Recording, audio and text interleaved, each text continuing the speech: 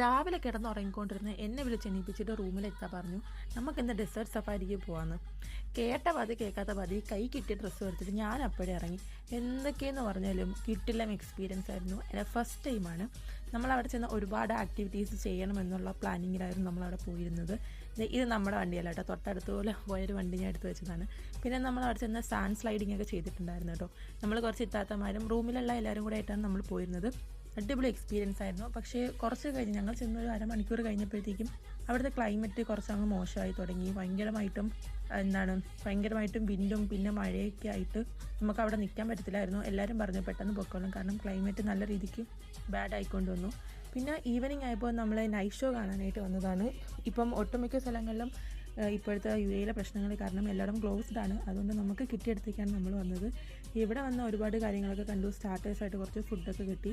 9:30 വരെ ഉണ്ടായിരുന്ന പ്രോഗ്രാം അപ്പോഴത്തെ ഒരു കണ്ടീഷൻ വെച്ചിട്ട് 8 മണിയായപ്പോഴത്തേക്കും പെട്ടെന്ന് തന്നെ എല്ലാം ക്ലോസ് ആക്കി പോവേണ്ടി വന്നു.